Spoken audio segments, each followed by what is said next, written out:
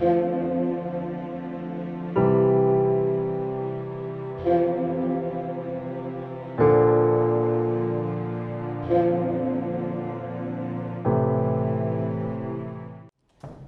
लिए आज की तलावत रसूलों के अमाल उसका 18वां बाब 9वीं से 18वीं आयत। और खुदावन ने रात को रोया में पौलुस से कहा कि खौफ ना कर, बल्कि कहता जा और चुप ना रह, इसलिए कि मैं तेरे साथ हूँ और कोई तुझसे बदसलूकी करने ना पाएगा, क्योंकि इस शहर में मेरे बहुत से लोग हैं। बस वो 1 साल 6 महीने वहाँ रहकर उनके दरमियान खुदा का कलाम सिखाता रहा।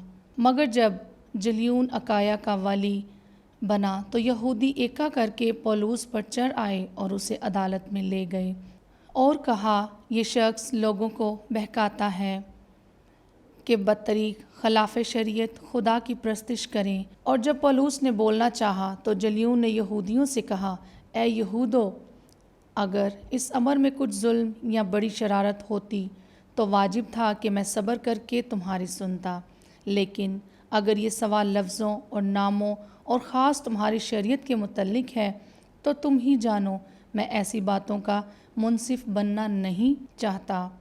और उसने उन्हें अदालत से निकलवा दिया।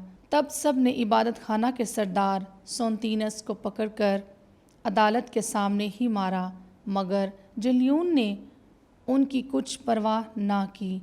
बस जब पौलुस और भी बहुत दिन वहाँ रह चुका तो भाइयों से रुखसत होकर जहाज़ पर सुरिया को रवाना हुआ और परसिकला और अकेला उसके साथ थे। चूँकि उसने मन्नत मानी थी, इसलिए उसने कंकरियाँ में सर मुंडाया। पाक कलाम के पढ़े और सुने जाने पर खुदावन की ख़ास बरकत हो। खुदा का शुक्र हो।